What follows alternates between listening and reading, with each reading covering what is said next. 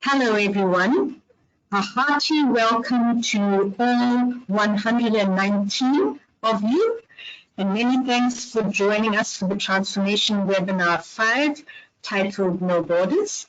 This is the fifth installment of the six-part webinar series, Many Voices, which has been presented over the course of this year.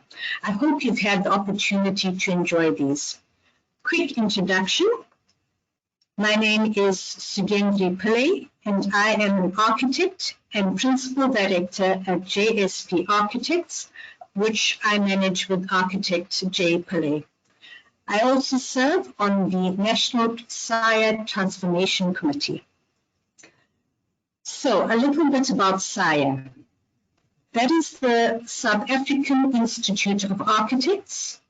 It is a voluntary association for professional architects, which was originally established in 1927. The mission of the Institute is to act as the collective voice, serving the interests of its members in pursuit of excellence and responsible design. It aims to uphold the dignity of the architectural profession and contribute meaningfully to the enhancement of society and the environment. SAIA has 9 existing regional institutes across South Africa, namely SAIA Border Kai, Eastern Cape, SIFA, a region of SAIA in the Western Cape, SAIA Eastern Cape, SAIA Free State, GIFA, which is in Gauteng, SAIA KZN in KwaZulu-Natal, SAIA Limpopo, SAIA Mpumalanga, and PIA, a region of SAIA in Gauteng. The Transformation Committee works with the regional transformation champions from the 9 SAIA regions which I listed. The Transformation Committee has set out to find ways of effecting much needed change within the industry and SAIA. As such, an effort is being made to actively seek the voices of those who have often not had a voice within the sector. To find who the new thought leaders are in architecture, and to seek new ideas on how we can tackle old and new challenges. The committee is striving to open up discussions so that SAIA can be a force for meaningful change. This webinar series, Many Voices, sponsored by Stefan Steele, is brought to you by the SAIA Transformation Committee, and it is unique in that it touches on topics which have, to a large extent, not been discussed before. I also just want to touch on the significance of the day on which today's webinar is taking place. Today is World Architecture Day, and the theme this year is Clean Environment for a Healthy World, focusing on housing, public spaces, and their relationship to climate change. And it gives us an opportunity to perhaps consider who we are as architects today within the context of the above theme and what we will need to rediscover, invent anew to create a clean environment for a healthy world. Certainly, we cannot go on as we have in the recent past.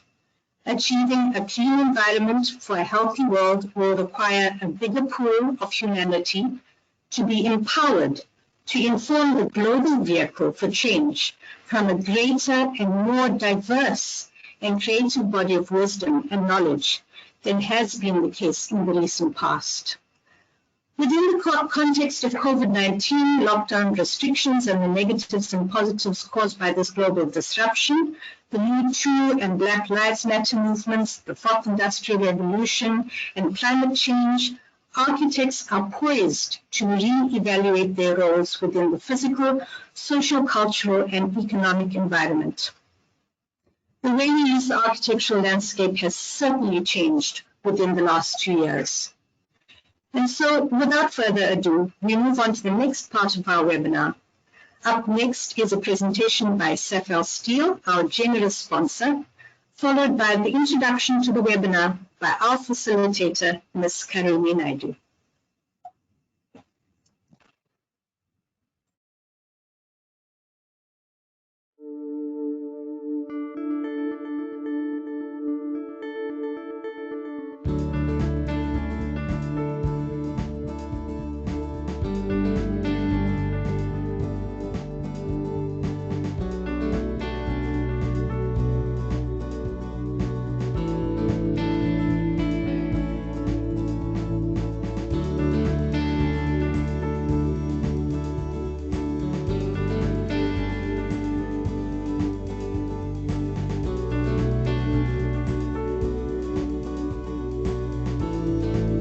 Every minute of every day, the SAFAL Group is working to make products that make a world of difference to homeowners and business owners, to families and to communities.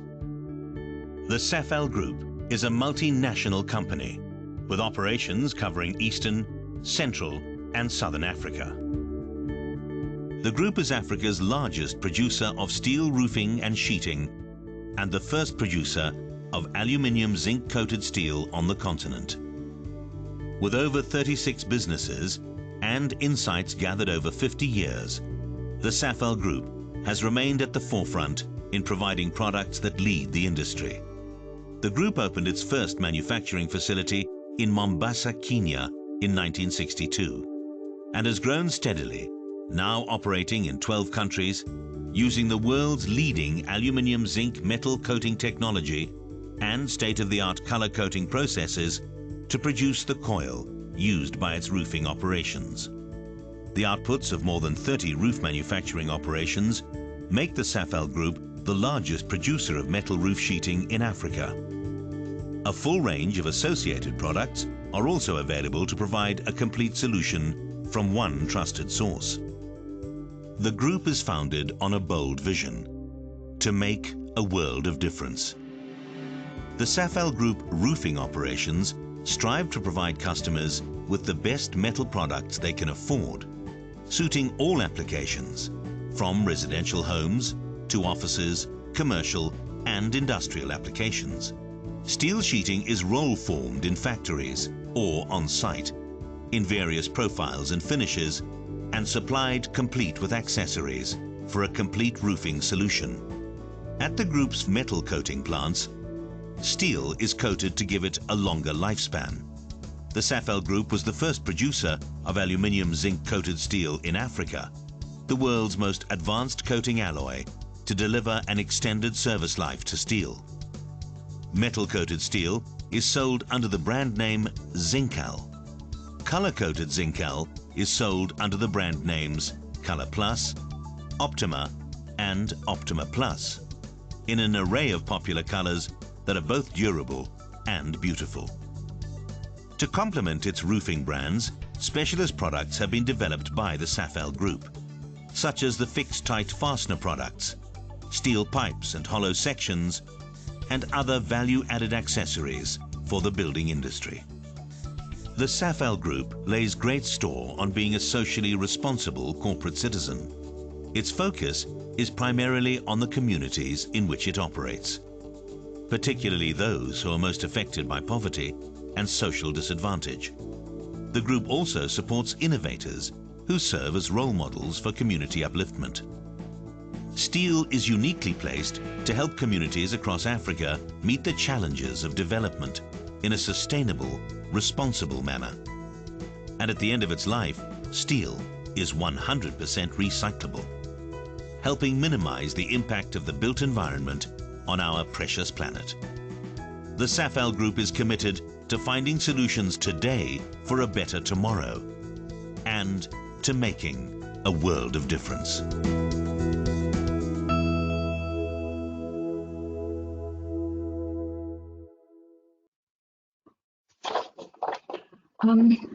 Good afternoon, everybody. My name is Karuni Naidu, and I'll be facilitating this afternoon's webinar.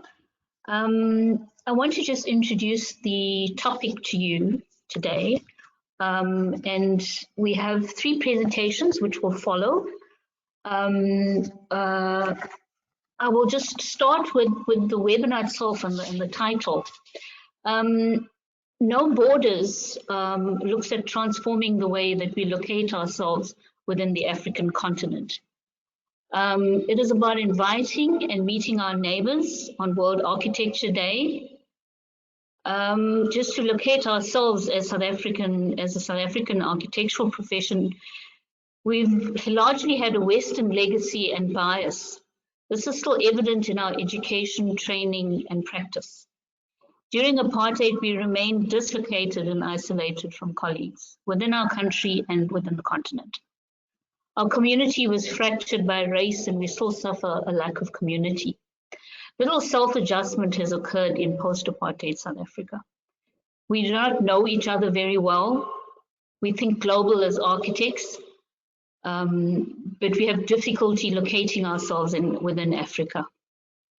We suffer a variety of decolonial disconnectedness as countries. So my question to the speakers, there were a range of questions that I posed to the panelists that will be presenting today. How do we relate to South Africa's own Pan-African vision? How can we think, learn, practice, and create architecture without borders? How do we join conversations in architecture within the continent? How do we train, educate, and skill the future architects in Africa? How do we work, practice, create, and do business? Where are we going as a continent, and what will be our challenges? What resources and potential do we have as a continent? What are the visions for Africa? How will architects respond to the infrastructure needs of Africa? How do we access markets, and how do we contribute to developing Africa as architects? Understanding the African architect's specific challenges and opportunities, sharing responses to the pandemic, environmental and other crises that face us. Understanding mobility and migrations to access career opportunities and markets within the continent. What is the experience of the architect women community in Africa? How does the African Union of Architects bring us together in Africa? How do we relate to the African Union of Architects? What relationship do we have with the African Union? So in terms of no borders, how do we also relate to structures within the continent that are already existing? Where are we in the bigger picture? Are we a homogeneous group? How do each of us bring to what do each of us bring to architecture on the continent? And how do we rebuild the architect communities in Africa? So I pose these questions to the three panelists, and I'm looking forward to how they interpreted each of these. I will now hand over to Fanuel Motsepe, architect, urban designer, urban planner, AUA vice president of the South Region, chairperson of the AUA Regional Council South Region. Fanuel will welcome the panelists to South Africa. Thank you. Good afternoon, and thank you very much, Kamini. If I may just quickly add that over and above being having served in some architecture and built environment professions, one of my most exciting and sentimental organizations that I serve on is the Special Olympics South Africa, which is for the intellectually impaired in any way. So may I proceed? As we have been told, there are three presenters. Our first speaker is architect Tande Kapalai, the VP of the Association of Architects of Botswana, and has in the past 10 years been licensed in South Africa and Botswana. She has a master's from UCT, and through the Mandela Washington Fellowship, acquired qualifications at Rutgers in Business and Entrepreneurship in New Jersey. As founder and director of Gaborone-based Lebone Architects, she has worked in Botswana, Rwanda, Kenya, and South Africa. Her passions are women empowerment and sustainability, to name but a few. Our second speaker is Mauritius-based RIBA Chartered Architect and Urban Planner Vinesh Shintaram, who has over 15 years experience across Africa in strategic strategic programming, planning, and sustainable architecture. He's trained and worked for prominent architectural firms in France and Germany. He was awarded the prestigious DBA, that is Bravo Delta Alpha Prize in Saxonia, Germany, as an outstanding young architect and planner, as well as the Architecture Prize, both in 2006.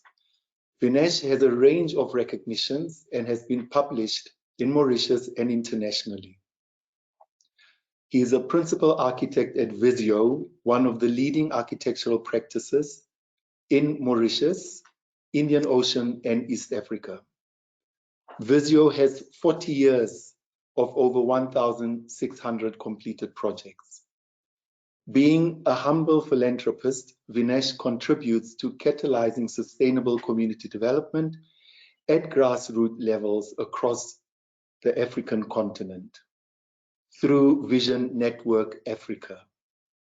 He holds key positions in a range of NGOs and CSOs. As past president of the Mauritius Association of Architects, he is the current Secretary General of the Africa Union of Architects. Our last speaker is architect Jacinta B Kabarungi, who is the first woman president of the Uganda Society of Architects, where she was previously its VP and its honorary secretary. She is a board member of the Architects Registration Board of Uganda and has served as a council member and secretary general of the East Africa Institute of Architects and was director of CPD for the Africa Union of Architects. She is a current member of the Professional Practice Commission and the UIA, being the first Ugandan to serve in this position. She is one of 5 women of an inaugural committee, namely the International Women in Architecture of the UIA. Jacinta is the principal architect of Gold Infrastructure Group, a multidisciplinary company based in Kampala, in Uganda. She has a Master's of Science in Project Management and from Evanston, Illinois, USA's Northwestern University, and has a Bachelor of Science in Architecture from Uganda, in Uganda's Makerere University in Uganda. Now, I have to first apologize that in fact, I have skipped quite an important part of my presentation, which is a slide related to the organogram of how our regional institutes in South Africa fit in with the entire organizational structure of the range of organizations from locally to globally. As you see in front of us, the bottom row are all the regions, the 9 regions of institutes that are affiliated to the South African Institute of Architects.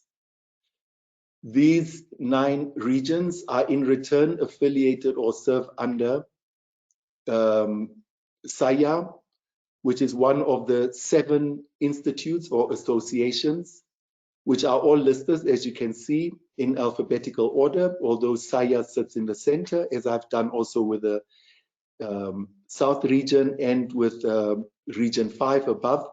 But the 7 regions of the Africa Union of Architects South regions are Angola, Botswana, and I'm trying to move this thing, yeah. So it's Angola, Botswana, Malawi, our own South Africa, Namibia, Zambia, and Zimbabwe. There are 3 countries that are currently still working on getting their institutes organized, and that's Mozambique, Lesotho, and Eswatini. These associations and institutes, which are our voluntary associations, are member sections of the Africa Union of Architects South region, as shown in the slide, which is one of 5 regions of the Africa Union of Architects. And the Africa Union of Architects, and here is where I trust our SG, namely Vinesh, might even clarify better that the Region 5, which is for the continent of Africa, is not exactly the AUA per se at the UIA, but UIA and Region 5 are in the hearts and minds, and in fact in the geographic structure of our continent, pretty much one organization. So the UIA has 5 regions, as you see in front of us. The first being East Africa, Western Europe. The second is Eastern Europe. And Region 5, as I've indicated, is for the continent of Africa. Region 3 and Region 4, Region 3 being for the Americas, and Region 4 being for the Austria-Asias. And of course, all of these 5 regions are affiliated to the International Union of Architects, though it's always abbreviated as the UIA, the Union of International Architects. Thank you very much. Thank you, Fanuel, for that introduction. Without delay, I will hand over to architect Tande Kapalai to present. The title of the presentation is No Borders, Self-Conscious Reflections of Proximity in Between Botswana and South Africa.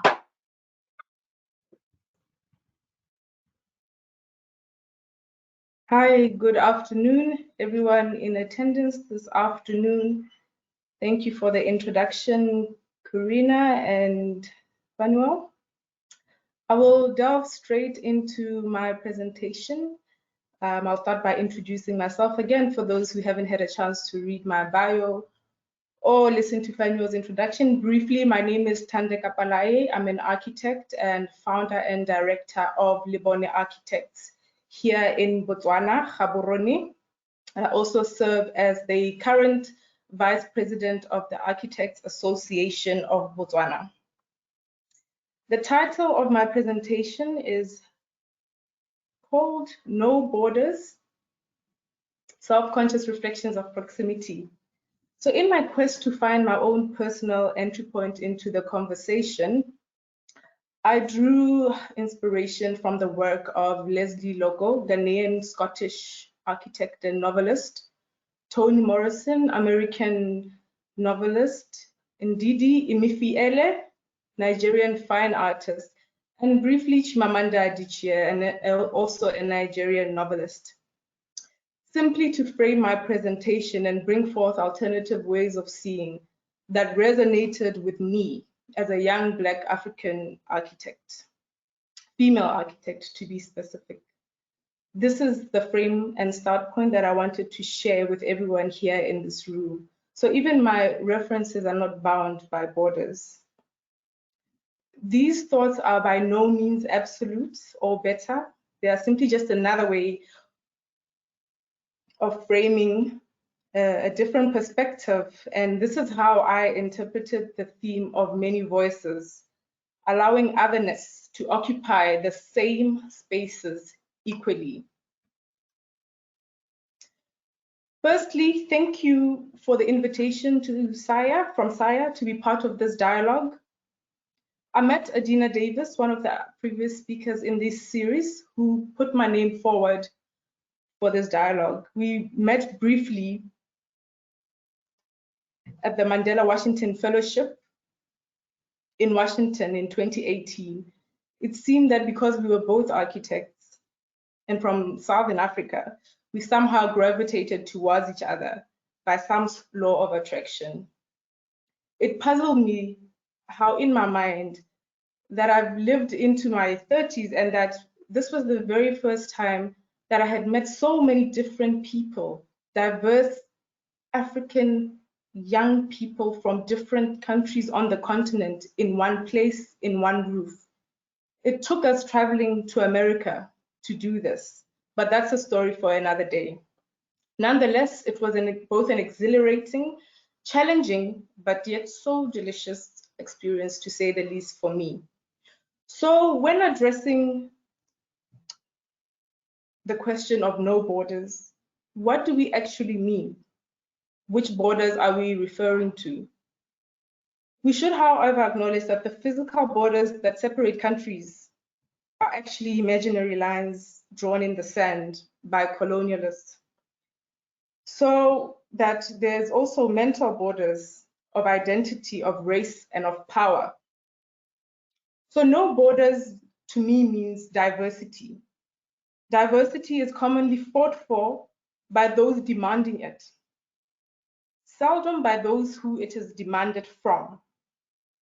Diversity means inclusion and representation. I was confronted to why is it so difficult to reach this point that we can all claim as transformed and share equally in the promised fruits of transformation. How do we actually build change, institutional change, systematic change, creative change, representational change, long-lasting change? For example, in Botswana, with a population of 2.3 million people and a mere 140 registered architects with our institute, only 22 of those people are women, which is less than 15%. This does not, however, reflect the total number of architects, but it reflects the total number of practicing professionally registered architects. 15% is dismal. So these questions that I believe of transformation are important. They should be at the center and not periphery or edges of architectural discourse. So I am both tired and grateful to be part of this conversation today.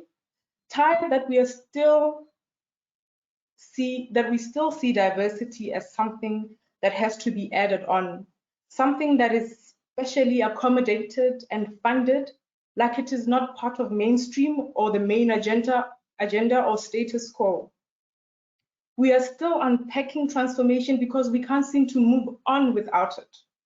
I'm loosely paraphrasing Leslie Loco and strongly agree with her when she states, we desperately need new ways to value otherness by showing how other ways of thinking and doing enrich architecture.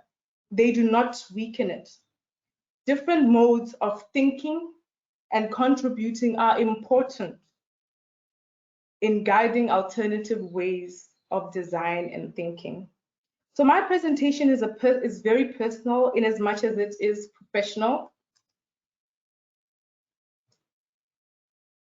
I can only speak from my truth and my experience on this extremely complex and layered narrative of no borders. It is not as simple, as straightforward as it may first appear.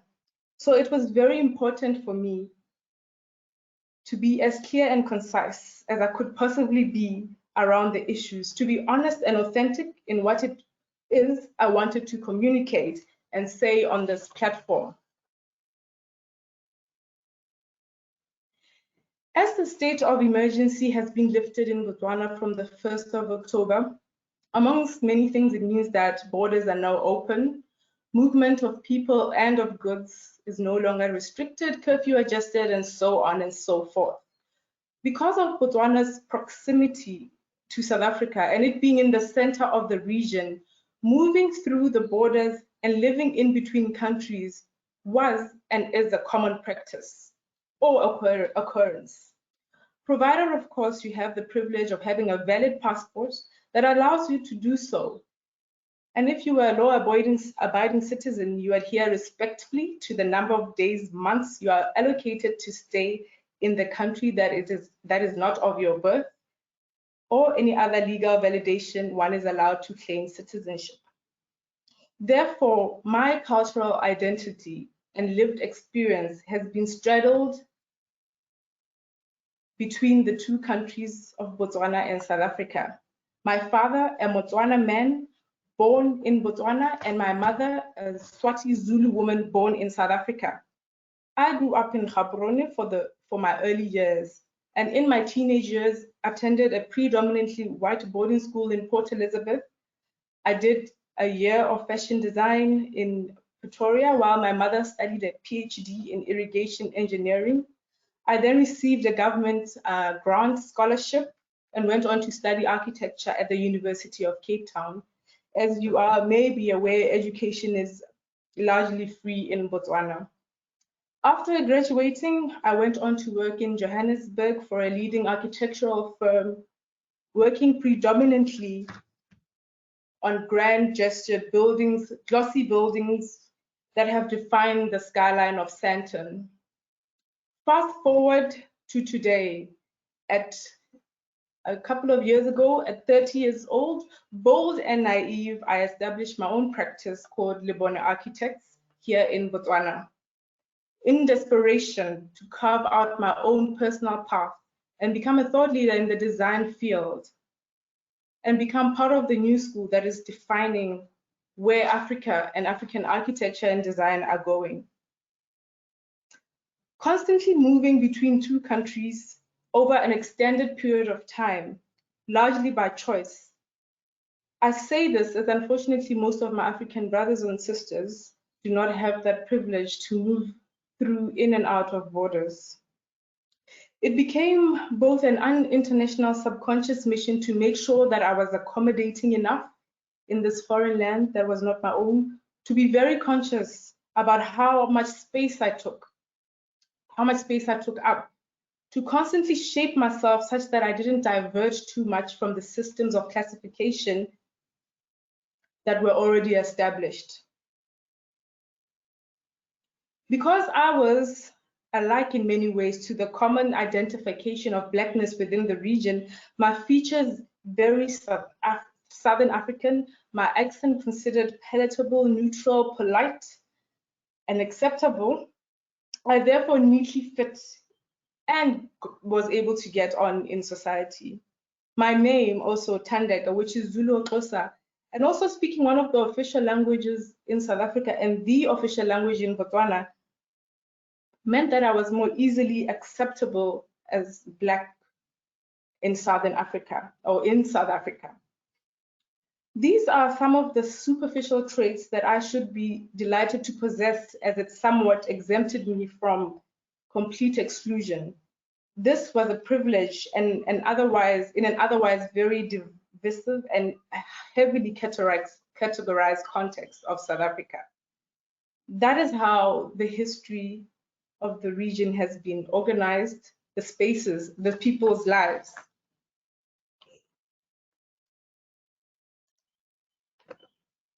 So this is just a slide that shows the number of stamps I have on my passport, just moving in between the borders over the years, for school, for work, for all sorts of things.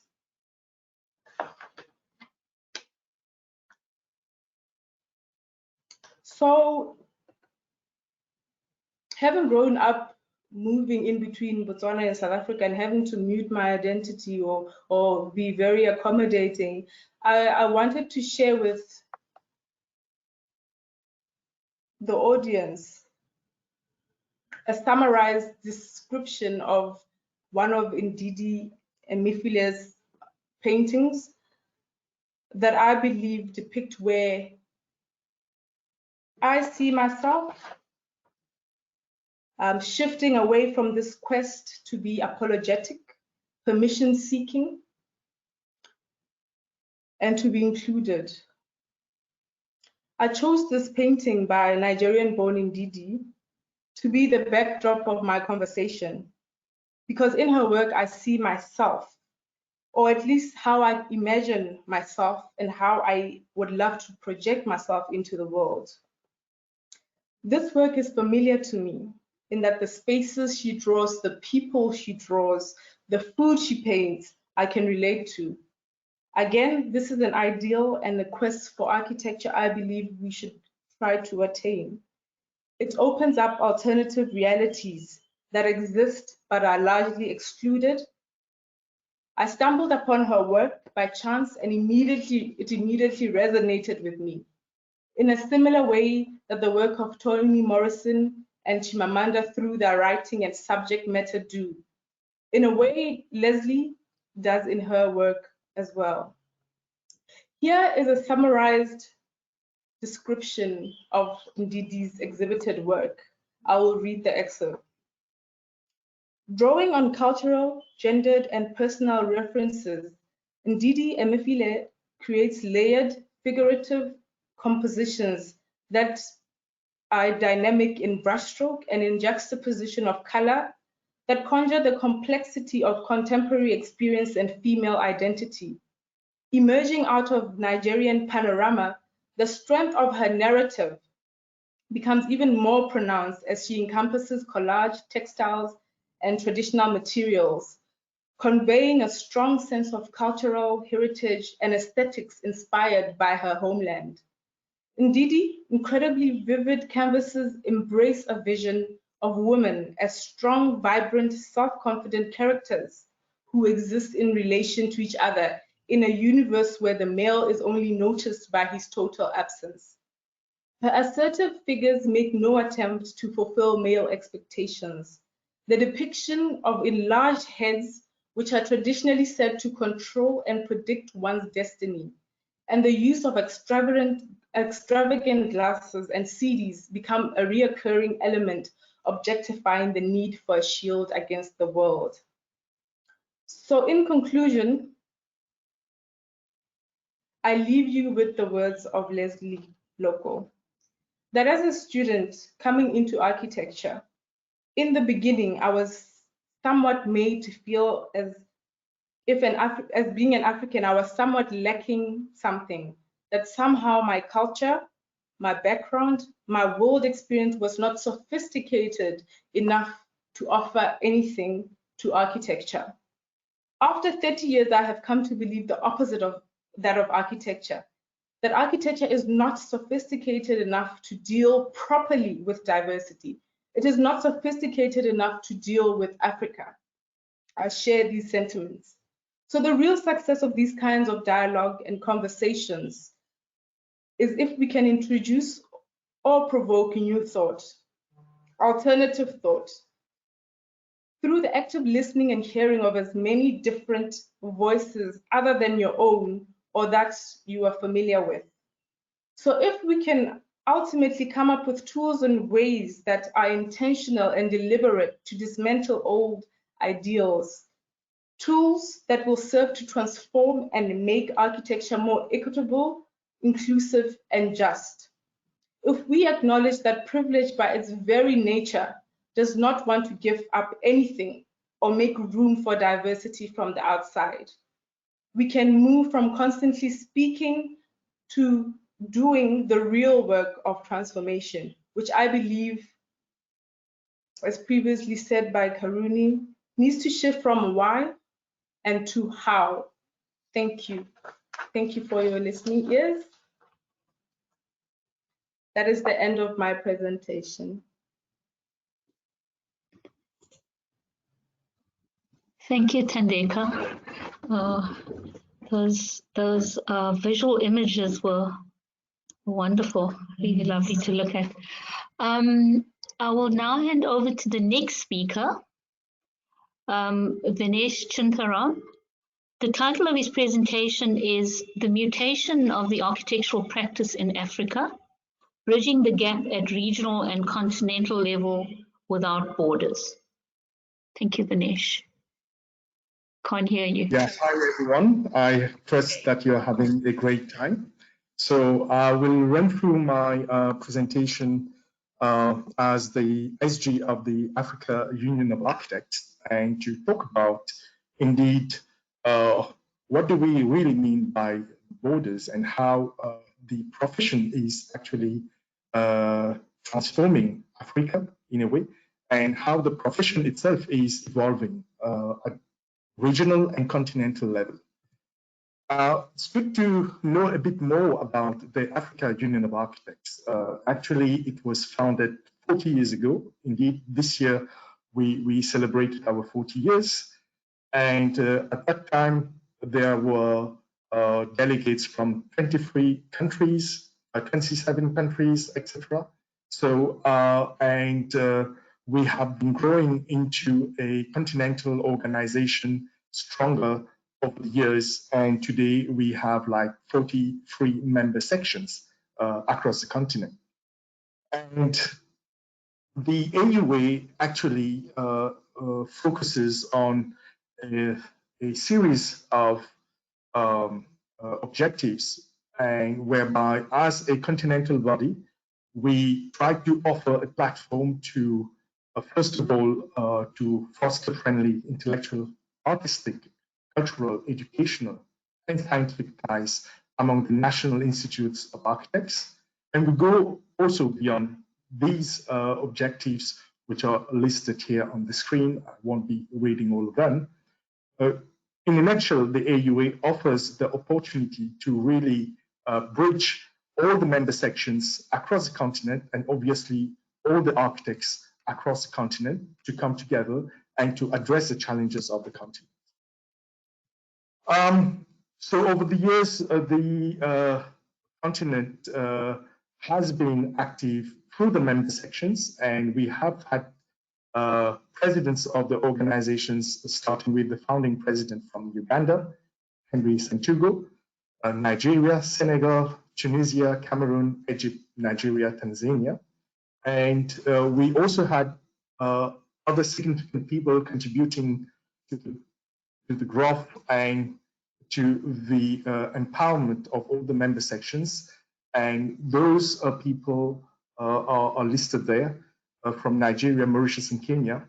All of our past presidents and the people that brought significant contribution to the AUA are the trustees of the AUA. They are the guardians, ensuring that we are going in the right direction, even 40 years afterwards. Oh, all right. Is it sharing now? Yes, it's sharing now. That's it. Thank you very much. Sorry, I missed it. Yeah. So, well, I'm not going to repeat these. Sorry for the for that miss my end. So, yeah, today we have our bureau, which is composed of the president Victor Miguel, who is from Angola. We have the past president, immediate past president from Tanzania, Casey Kalambo, myself as SG from Mauritius, and Daniel Musana from Uganda as the treasurer. And we have the vice presidents representing the 5 regions of Africa, which my fellow colleague Fanuel, VP of South Region, was talking about a bit earlier. So I will go in a bit more detail just afterwards. So the Bureau, as I said, is composed of the President, Secretary General, and Treasurer. And we have the 5 regions with the VPs, the immediate past president. But we also have the commissions, which are very important. We have 5 permanent commissions as established by our constitution, whereby we address the challenges in architectural education, ethics and professional practice, culture and heritage challenges. We also look at the habitat and environment matters. And obviously, we look at research and technological advancement for the continent when related to the built environment. And apart from that, we also have committees, and which are structured as follows. On the awards committee, we have also a CPD committee, the green building committee, communication committee. We have another one on strategic planning and development, as well as gender equality committee. So, and the council is further composed of representatives from the International Union of Architects. So my colleague Daniel was speaking about the representation of Region 5, whereby we have 5 members, namely the Vice President representing the Region 5 at continental level and at international level at the state, and the 4 elected members, which actually they contribute on the AU Council whenever so required. But what is more important to understand is indeed the geographic distribution on how we are organized, we are structured. So we are literally based on the African Union geographic representation model. Well, the African Union has 6 regions because the 6th one is the diaspora. We focus on the 5 regions, the 5 physical regions. So we have the names of the countries on how these regions are organized. And again, earlier, Fanuel spoke about the member sections in the southern region. So today, as I said earlier, we have 43 AU member sections, and we are organizing ourselves as best as possible, and at both regional level, whereby we have the VPs which chair the regional councils for each region, and the VPs also represent the regions at the level of the AUA Council, and with the aim to have a decentralized system and making it more accessible to indeed bridge the gap in terms of communication and in terms of implementation of the vision and mission of the AUA. What is very important is definitely our commissions and committees, because the council on the one hand looks at the overall operations of the organization, and we have the broader vision, and we look at it at the continental scale. But the commissions, we literally touch at grassroots level, and we address those challenges. For instance, if we speak about borders, we see that one may qualify from a university in north part of Africa or central part of Africa, but that, let's say, degree might not be recognized by another country from another region. So one of our aims through the Education Commission is to look at ways on how to harmonize the architectural education amongst others. And we have those commissions which are very dynamic, and namely the Culture and Heritage Commission as well. So I believe that these are great platforms for member sections, and most obviously members of SAIA to be more active at the regional level and obviously at the continental level. And obviously the committees, which I mentioned earlier, they function the same way. And the committees are a bit more flexible because we can obviously welcome more people in a very dynamic way as and when required on an ad hoc basis, I would say. Now, the title today, just to be brief on that part, we talk about no borders, but it is worth asking ourselves, borders for whom? And we know that Africa has major challenges from sanitation, energy, policymaking, security matters, food challenges, etc. And we know we have a growing population, urban population, most importantly, whereby there is a huge pressure on our cities across the continent. Well, the challenges are really numerous, and these are our realities.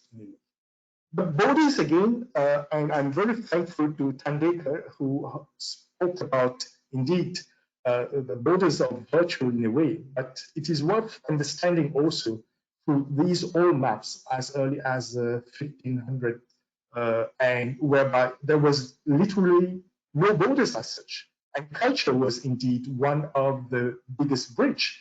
And when it comes to when we come to the point of culture, it's about interaction of people, interaction of habits, of customs, etc. And that's something that we've been losing over the years, because what we've been doing, and the colonial powers, amongst others later on, is just tapping into the resources, but we forget about something, about interaction, about having dialogues, about sharing amongst others. So Africa has its own realities. Speaking about the population, once again, we are the fastest growing continent, and it is a fact that Africa is going to be the crowdiest continent across the world. So by horizon 2050, with 2.4 billion people, and we can just imagine that amount to double further in the next 70 years or so. But Africa has its chronic issues, and down to earth, a person would say that, okay, how do we fight hunger? How do we facilitate access to water, amongst others? So there is a major challenge here whereby we can see that there are major growth in terms of GDP at the continental level. Some countries' wealth are so enormous that we say, okay, but why are we still lagging behind? And then when you look at the natural resources that Africa has, then we still wonder, why are we unable to move to the speed that we want? So to move into that speed, it is interesting to note that we have very dynamic ports across Africa and seaports, for instance. And 90% of Africa's imports or exports, better say exports, are by sea. But what do we export is a question. These are natural resources for most of the time. And what do we import?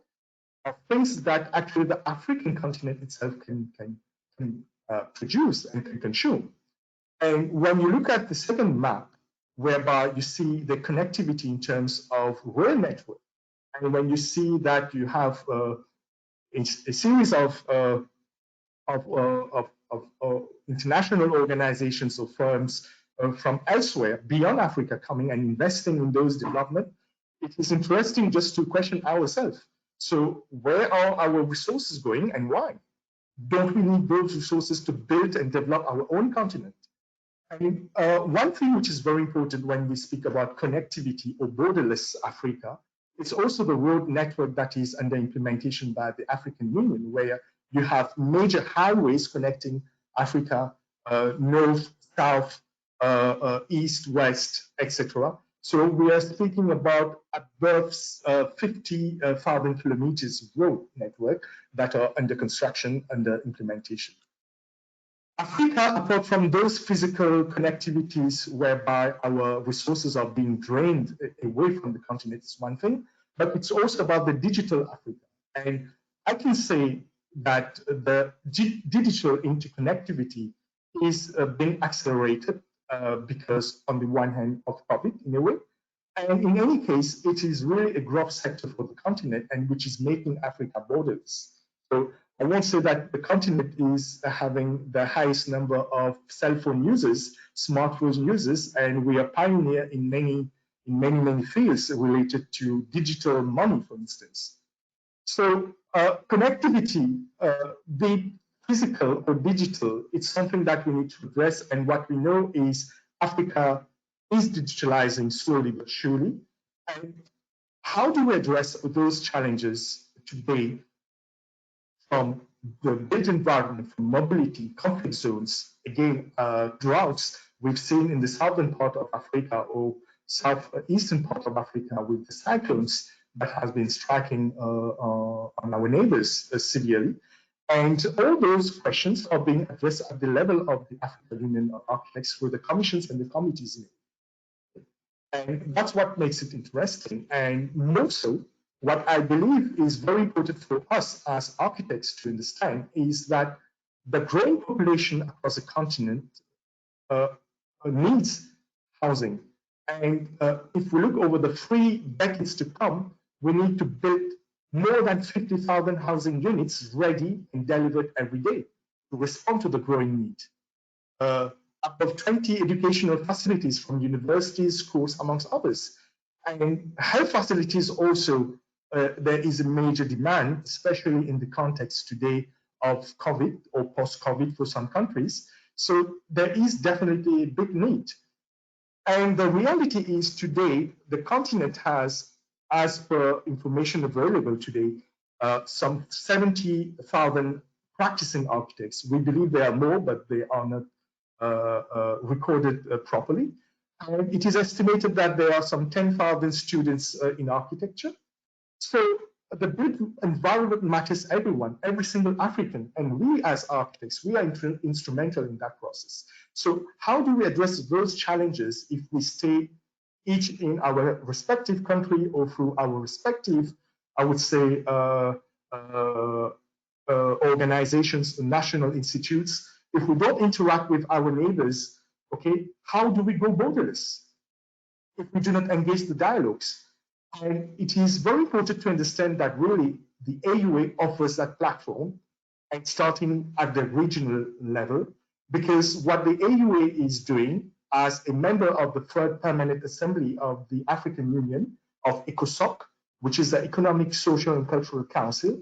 We are contributing also to the Agenda 2063 to build the Africa we want. And we also have the AFCFTA, which is the African Union Continental Free Trade Agreement, which is in place now, and whereby mobility of people, of goods, of services, of architects is now more and more becoming a reality. So it is really high time for us to bridge the gap and to start those dialogues. And I believe there are ways for us to go borderless and to just erase that imaginary border that has been set for political and economical reasons.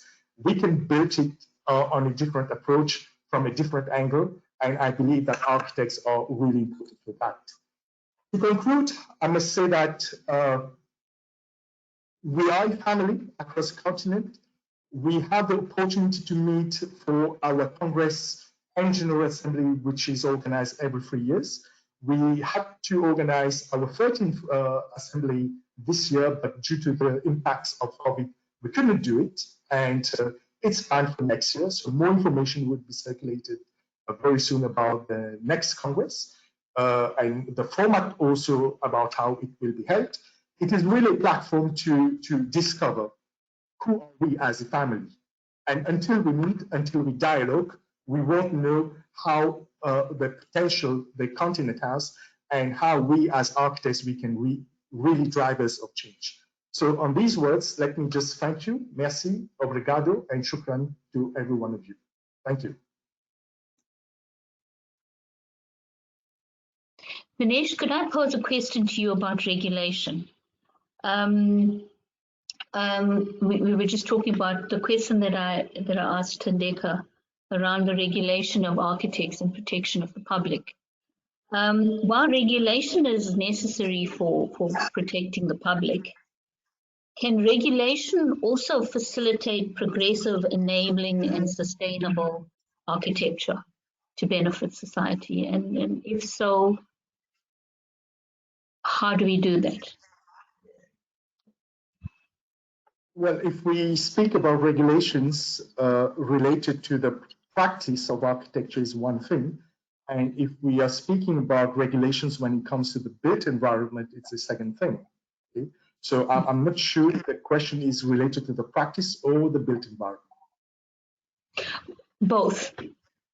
Okay, so when it comes to the practice, I believe that currently there is a major gap when it comes to the harmonization of recognition of degrees in architecture on the one hand, and also the training process before getting a registration with a regulatory body.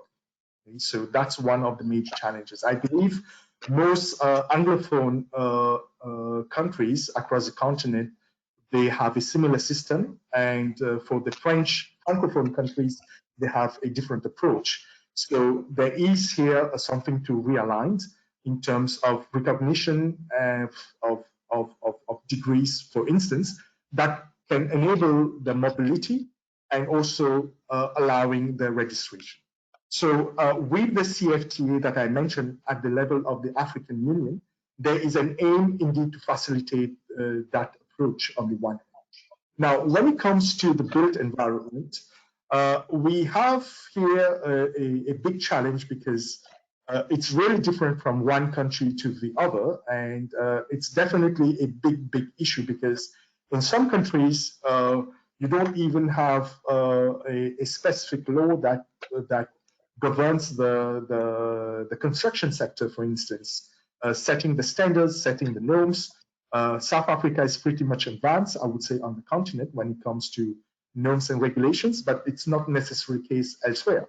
If I speak about Mauritius, for instance, okay, we do have some sort of regulations, but yet we are far behind what you have, for instance, in South Africa. So here, that may represent a major challenge to practice in some nations, okay, because of that major difference in terms of regulatory framework or policy that governs the built environment. Okay, thank you. Just in terms of the mobility of architects within Africa, To what extent are there other challenges?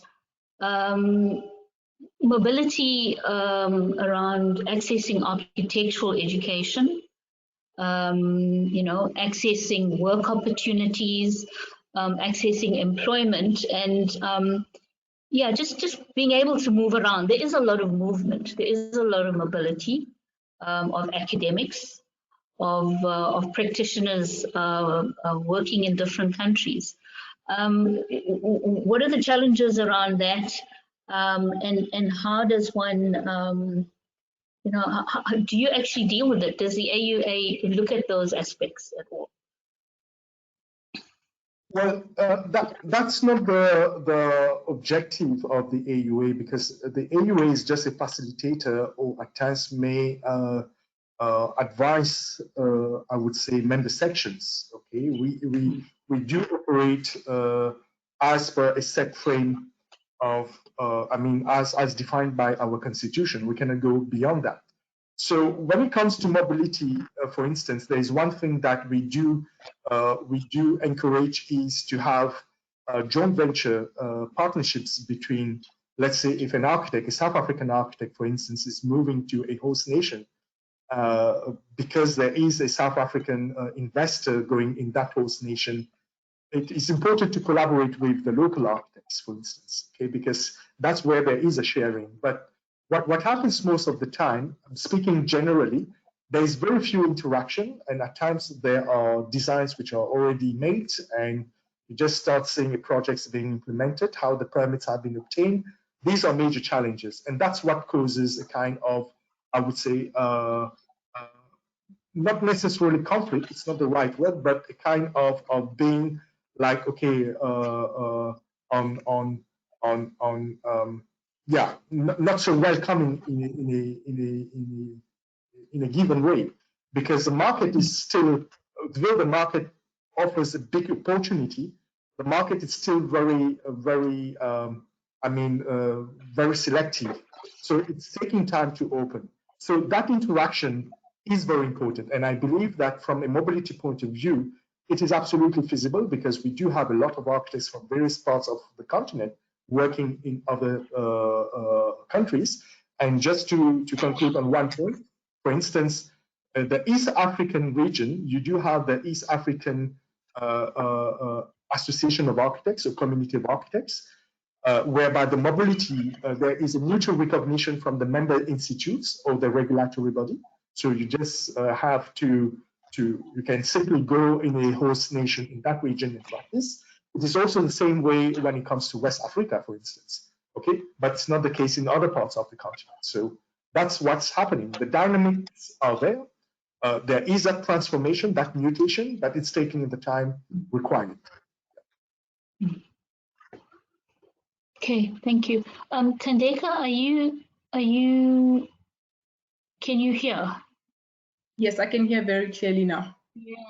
Yeah, we just, well, I think Vinesh answered a part of the question which I wanted to pose to you, but it was around the process of registration between Botswana and South Africa that you would have experienced, and also from your perspective as a vice president of your association. Could you talk to that? How difficult was it, or how easy was it? Although you move quite easily compared to most people, I noticed from your stamps on your passport.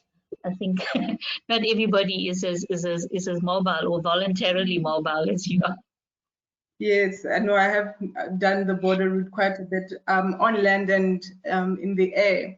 But basically, to answer your question, or the question posed by one of the audience members, is as a local architect or as a foreigner trying to register in Botswana. So I'll speak to a local architect. In the past 5 years, it's been, the law has come to pass that anybody practicing in the field of architecture has to be registered. Previously, anybody could submit and operate and call themselves an architect. So since 2016, it's a law that practicing professionals need to be registered and need to renew their license every year. So the process is very similar to the SAIA process.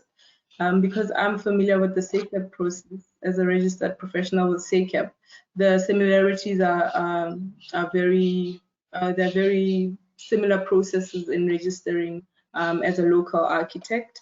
There's a certain number of years you need to have studied in architecture, and a certain number of years you need to practice as too, and then write the professional examination.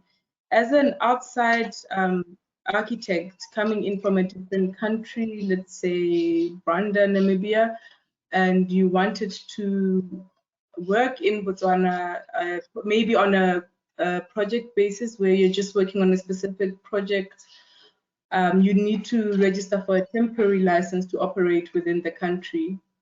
And you need to, most of the time, international companies would partner up again as the previous speaker has spoken, we have a local architect who would then do the in joint collaboration, do some of the work in Botswana. It's not mandatory, but it's recommended. It just makes the processing of things like submissions and on the ground supervision a lot easier. But as an outside architect wanting to work in Botswana, you'd have to get a temporary license as well. If you wanted to practice as an architect full-time in Botswana, you'd have to write the professional exam.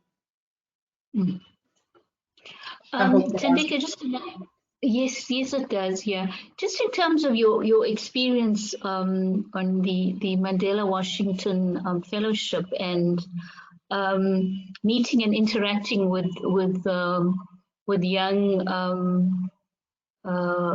leaders in the US. How did that experience? To what extent did that influence your practice and your practice life now and the leadership positions that you hold now in Botswana? What impact did that have on you? Thank you for the question, Karuni. I think the impact that it had was very much on a personal level, in that it opened up it opened me up to relationships and connections in different African countries. And as you know, in business, running a practice, a lot of opportunities in business comes from relationships that you have formed with people. And because I attended the fellowship and met so many diverse people from diverse industries and professionals within Africa, I can't immediately say that it materialized into a actual project, but it certainly can and will. I worked in Kenya for some time, and through some of the relations, was working already in Kenya when I went to the fellowship, but I met Kenyans, and we have worked on potential collaborations that have, as I said, haven't really materialized yet. But I think just the connections and the exchange of ideas, and just knowing what people are doing in other countries, knowing what other youth are doing, and how they're progressing and how they're working and how they're navigating very difficult circumstances was it was a very enriching opportunity, and a life-changing opportunity to be able to meet other people that you wouldn't ordinarily get an opportunity to meet, and hear their stories and exchange ideas with. So certainly the effects might not be materially identifiable immediately, but I certainly believe in the future they will be, certainly, without a doubt. It also just expanded my thinking and my mind to understand and know about what is happening in other African countries. I mean, not just from a design point of view, but from a cultural, from a communication, from a food point of view. There was just so much to learn, and I think a lot of times as architects, which I believe we're really moving away from, is just boxing ourselves in the sphere of design and not really exploring interdisciplinary connections and exploring other things that inform space and inform architecture outside architecture. I believe platforms like that really force you to really expand your mind as an architect. Yeah, Tandeka, to you, in your experience of having studied in South Africa, could you talk about you'd probably be able to articulate our disconnect in South Africa a little bit better than others, you know. I suffer from a bit of disconnect myself. Sometimes we don't realize that we're in Africa. Just don't move around too much. We tend to fly to Europe before we fly to Africa. But can you just talk to that? What are we doing? What do we need to do to have that mind shift as South African architects? To actually belong, or to feel that we belong and know where we are in the continent. Yes, thanks for the question, Karuni. Yes, that's a very good question, because South Africans still speak and see South Africa as a country, and then Africa as the rest of the continent is just Africa. There's South Africa and then there's the rest of Africa. So even in conversation, South Africans, mostly not every, tend to remove themselves from Africa as if Africa is it's just this monolithic other country. There's two countries in Africa, South Africa and then there's Africa.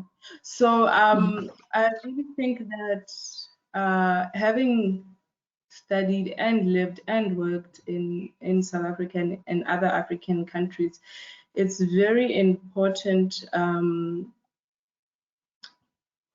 for everyone to accommodate and acknowledge difference, and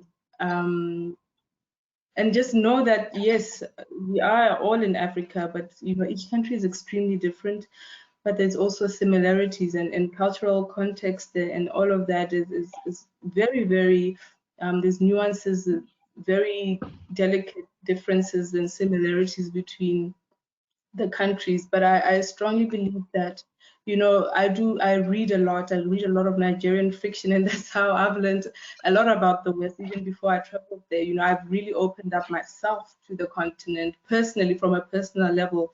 And with the digital era that we're in, there's really no excuse for anyone not to have traveled anywhere, whether be it through virtually or through books or through music or anything, and just actively participating in the continent and being deliberate about it, which happens a lot, I would say, in South African entertainment and in the arts.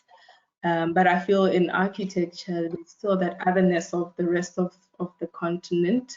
I think big practices tend to be able to navigate themselves within the continent. It's always harder for the smaller practices or just the average person, really, if I'm not speaking towards architecture, to really, deliberately and intentionally break themselves away from South Africa and travel and learn and want to learn. And a lot of xenophobia comes from not understanding and not wanting to hear other stories and other ways of reality within the continent. Thanks, Tandeka. Jacinta, are you ready to present? I can see you. Okay. So I'm Jacinta Kabarungi. I will not get into the details that were presented earlier on by Fanuel. I will get straight into my presentation. A very good evening to you all. Thank you for your patience. So basically, the topic of no borders, the way I look at it, I see it has so many facets to it. And so I wanted to present everything that comes to my mind and share my perspective of this very important discussion, this conversation. So we're going to be looking at the multifacetedness of the term no borders. And I hope that you can get to feel everything that I'm going to share with you. I'm going to try and be brief because, well, it's quite a bit, but I will move us through very seamlessly. So let's move on to the next.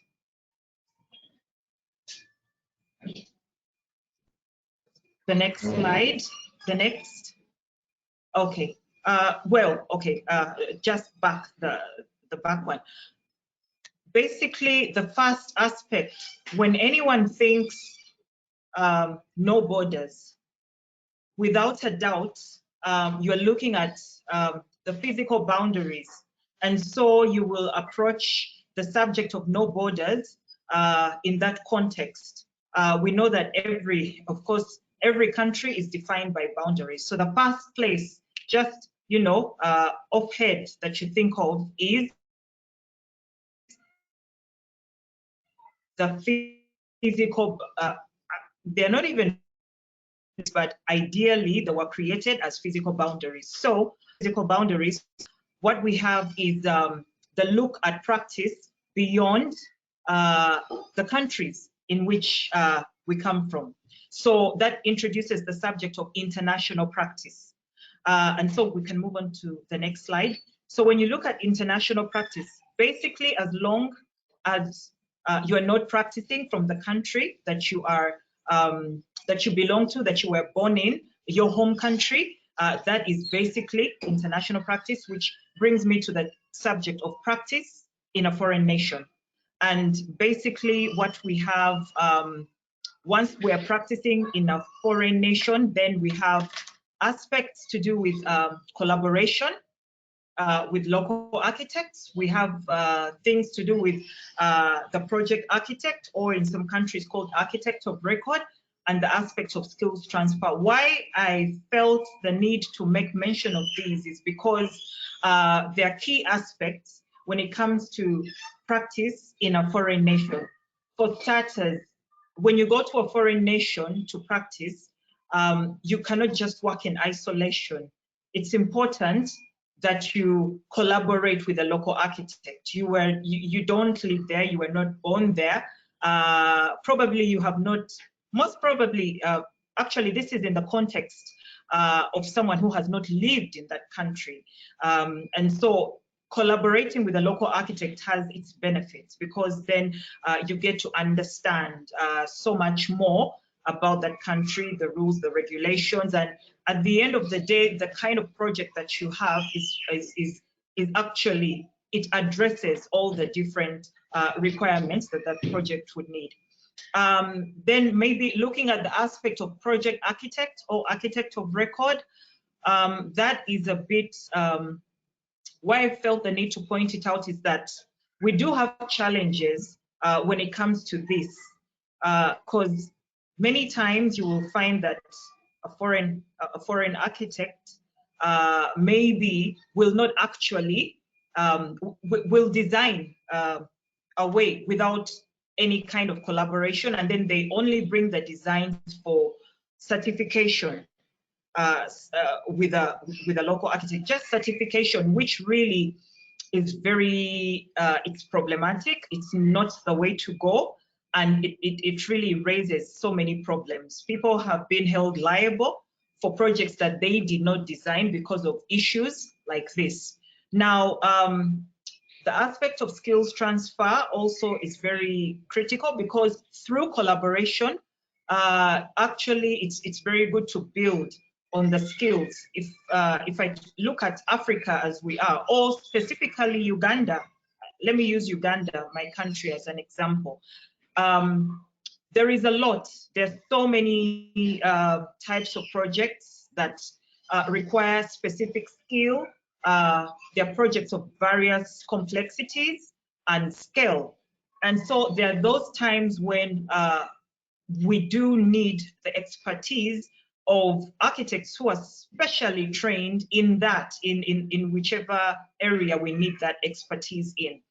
And so, of course, then introduces practice in a foreign nation for those beyond Uganda to come into Uganda. However, again, another challenge is that sometimes and many times actually you find that again it will be done without the actual collaboration that requires the two parties to take responsibility that enables the whole skills transfer aspect. I could say more about it. One thing I know for a fact is that what I mentioned regarding the architect of record, not actually working with a local architect. A problem that we have seen in Uganda, it has ended up affecting the country negatively because you find that the economy has been affected negatively, because then all money actually goes out of the country to all these foreign architects. And so I just felt the need to highlight these aspects, which are very key in practice in a foreign nation. The next slide, please. Yes, so looking at, I wanted to use the example of, again, like I said, based on Uganda. When we look at, Uganda is found in East Africa. Originally, there were 3 countries in East Africa. That's Uganda, Kenya, and Tanzania. And then Rwanda and Burundi also joined. And so the East African community is made up of these 5 countries. There are other countries that want to join, but for now, I will focus on these countries. And what happens with the East African community is that we have mutual recognition agreements between the different countries, so at national level. And then more recently was the introduction of the mutual recognition agreements specific to the professionals. And there were 4 pilot professional bodies that were looked into, and that is architecture is one of the 4. And this, I think it's been about 8 years since this MRA was effected.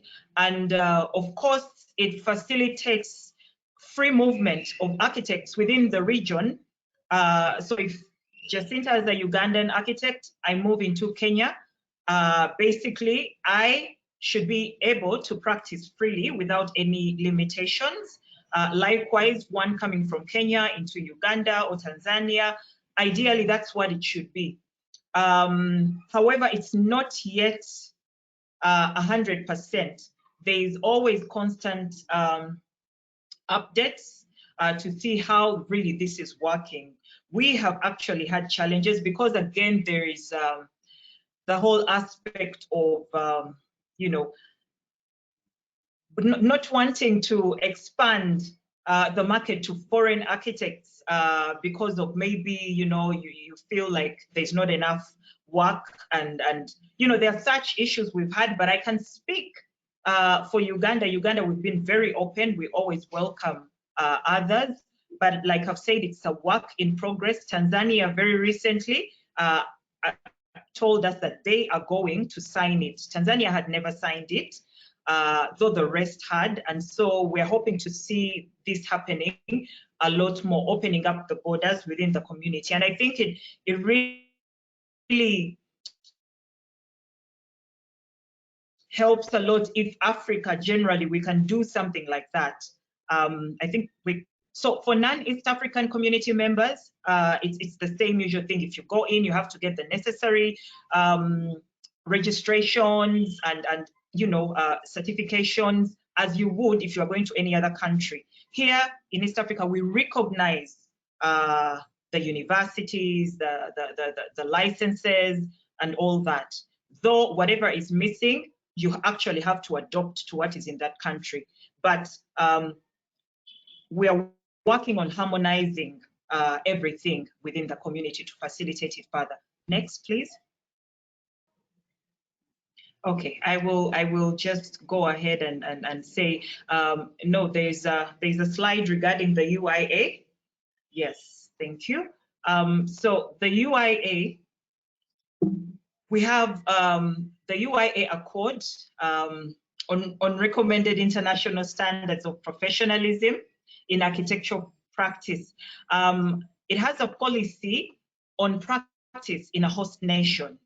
So, and this policy clearly states that architects providing architecture services on a project in a country in which they are not registered shall collaborate with a local architect to ensure that proper and effective understanding is given to legal, environmental, social, cultural, and heritage factors.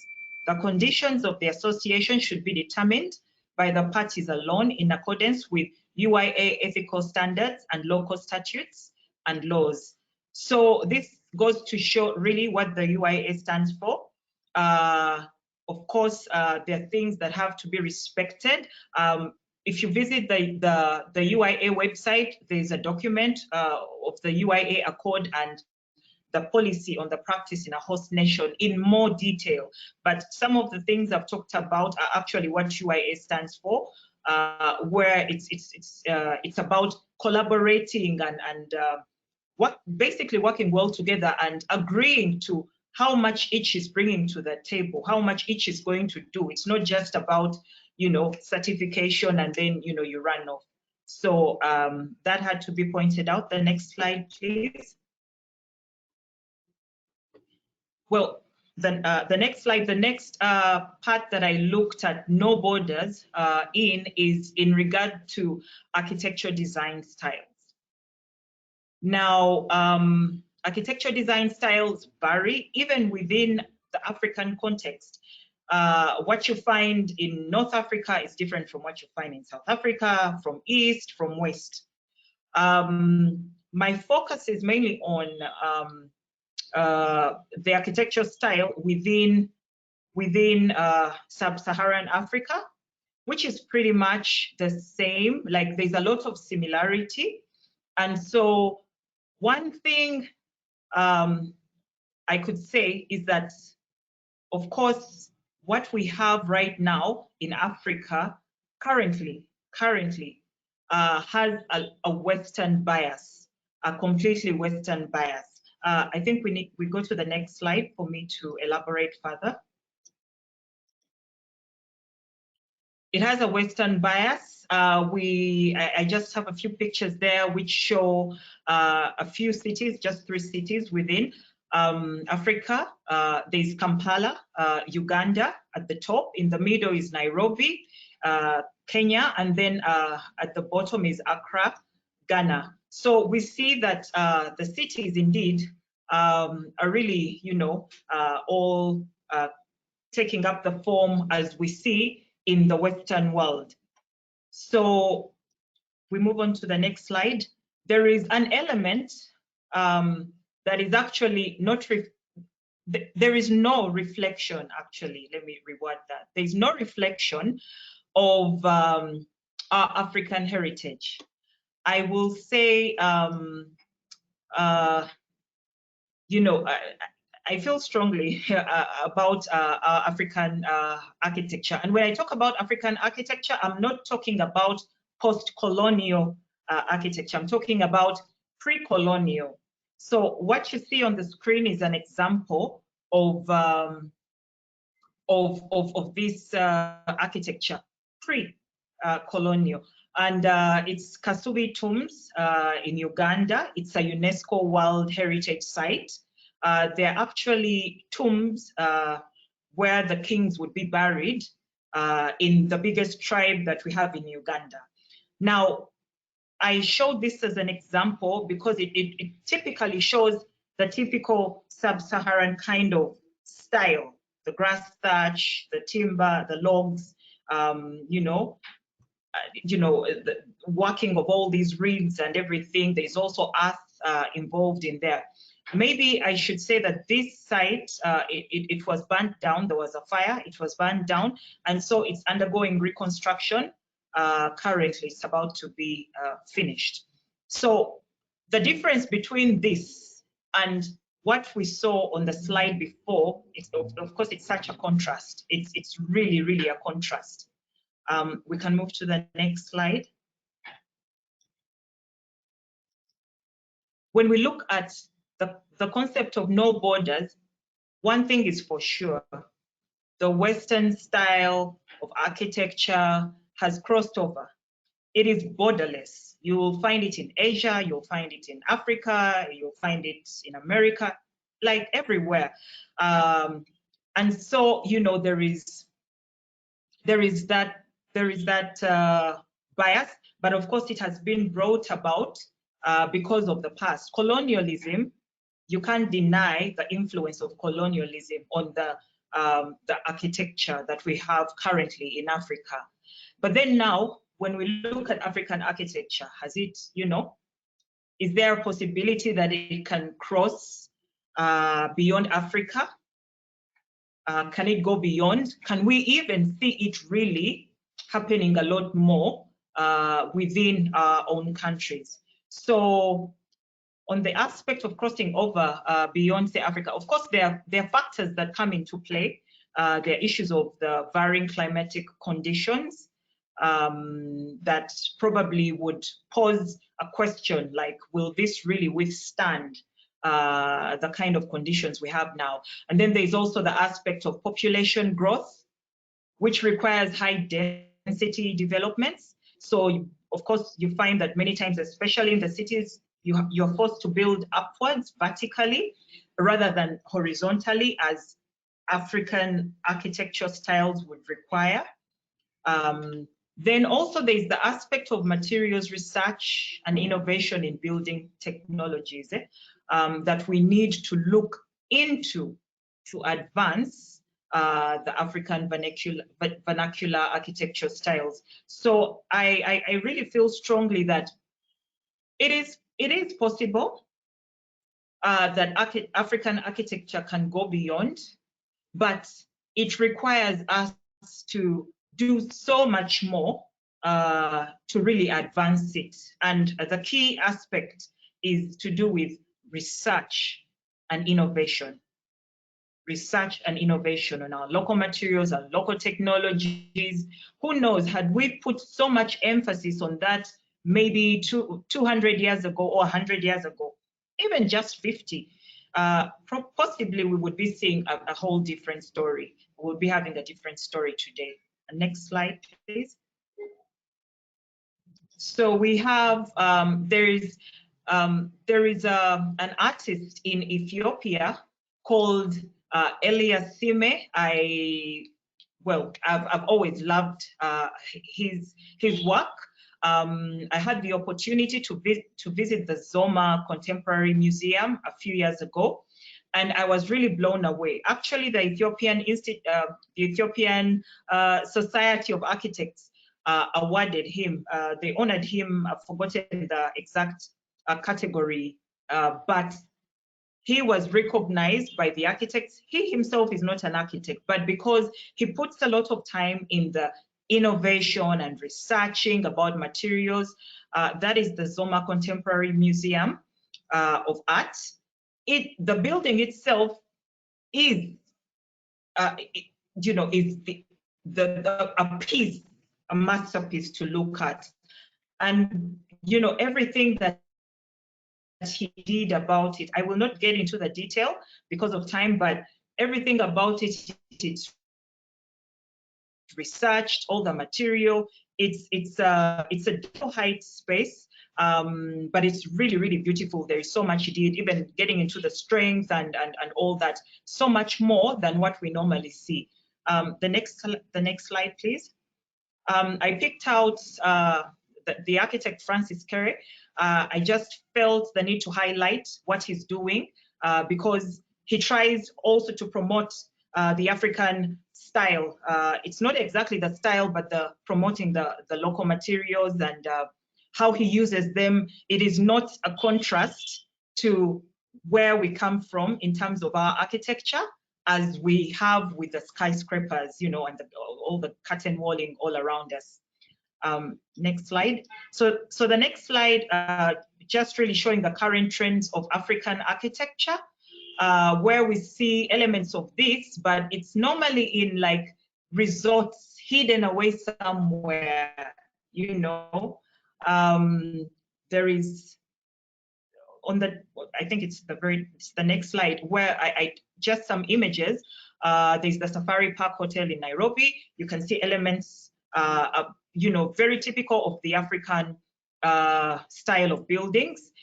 Likewise, another place in Uganda, Emburara Farm Lodge, and many more. There are many others. So let's move on to the next. So the next aspect of No Borders that I looked into was the current trends. Sorry, the female architect. The female architect. Because this is more of mental. Of course, it's also physical, as women were different from men. But architecture is known to be it's a male-dominated profession, male-dominated, and so in comes the question, you know, about the female architect. Now, previously, we barely had any ladies. There were not many ladies in the profession, but as time moves on, we're getting more and more showing interest in the profession. However, they might go to school, but then they drop out at some point, you know. Maybe after the university, they are actually not practicing, or after they have children, they leave, or, you know, so many things happen along the way. We can move on to the next slide. So the UIA actually has a policy on gender equity in architecture, because it came from a place of the challenges that the female architects face actually in the workplace across the world. I know that in South Africa, it's mainly male dominated. Even in Uganda, we're 23% women architects. In other countries, there are very few, possibly, you know, barely even 1%. But there's so many challenges faced being a woman and practicing as a woman. And so the UIA came up with a policy through the Professional Practice Commission on gender equity in architecture. And the principles are set out. I'll just maybe highlight the key things. The principles, of course, they're meant to maximize fair and equitable access to opportunities for female architects. And they relate to ownership and leadership in the architectural profession. So including recognition for whatever they may have done in a firm. Previously, you would find maybe it's the men getting all the praise about a project when actually a woman was behind it. We've seen that in the past, some of the very famous architects.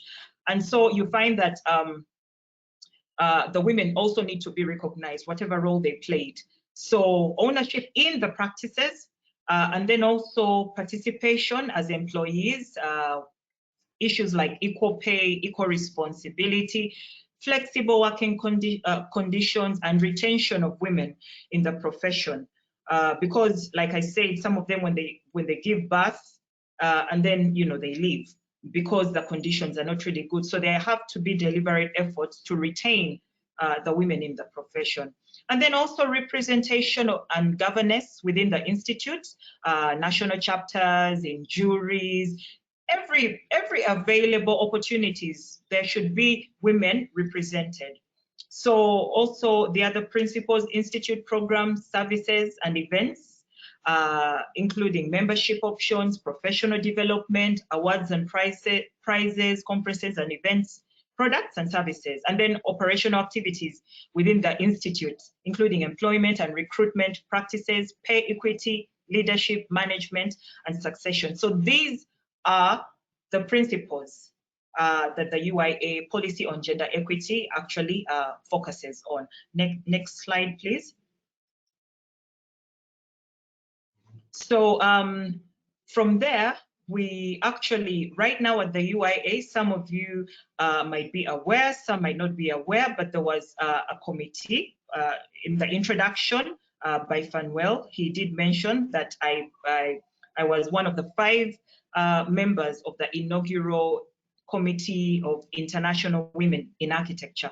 And this was established in last year, 2020, and it's meant to, to work to highlight the work of female architects throughout the world. Women do a lot, but they are not being recognized as mentioned earlier. So there's going to be deliberate effort to actually identify, and it's through working directly with representation from the different members of the UIA, the different member sections of the UIA. So we want to have contacts from each member section that we work with directly to let us know which female architect in that country is really doing something worth recognition, and then, they can have an international platform to be celebrated for their efforts. So highlight the work of female architects, then celebrate female talent and leadership, and then also support and promote women's involvement in national and international organizations. We need to see more female architects really launch out and being involved a lot more. Maybe what I need to also emphasize regarding the international women in architecture is that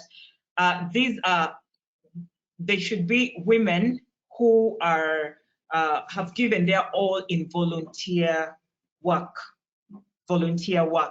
So it's not for a project and you receive pay, you receive a check. It is volunteer work as well. Sorry, not as well, volunteer work specifically, because there's a lot that goes on in that also needs recognition. So we can move to the next slide, please. I just thought that I would share a bit, kind of like a bit of my story. Yeah, I'm a Black girl, Black woman, sorry, from Uganda. Uganda had never been on the International Union of Architects before, and somehow things happened. I have served my member institution in varying capacities, as Fanuel presented at the start. I'm currently the president of the Uganda Society of Architects. I have served at the East African Institute of Architects as Secretary General. So these pictures all just show different parts of that. I've also served on the Africa Union of Architects Council as Director for Continuous Professional Development. And then just there in the center is when I had just been elected onto the UIA Council. That was the term of office 2017 to 2021 this year. And so, that was really like the first time I was, to serve. That was in South Korea, 2017. So why am I sharing this? It's because there has been a journey. It sprang from my interest when it comes to, it's one thing to be in practice, and I do practice. It's one thing to be in practice and you are blind to actually everything else that makes you able to practice very well and comfortably and have all the opportunities available to you. It's another thing when you come from the governance side, the leadership, because then it comes into policies, the environment, the professional environment, and so much more. It was really eye-opening to me, very, very eye-opening to me. And I felt, it's really important to be part of the story, to be part of making positive change that will see the profession actually grow. So that is really what sprang in me, and I was served. I was called upon actually to serve some of these positions. I didn't go there deliberately, but through interactions with people like, and expressing myself about what I'm passionate about and what I feel, not even knowing who I was talking to really. And then you find, people are really like, oh, you know what, we need to work with you, and we need your kind of, opinion and basically for you to help to make change, positive change, as indeed you're saying. So the next slide, I put that there because this is one of my favorite pictures. It was taken in Khartoum. If you put on the next slide, it was taken in Khartoum.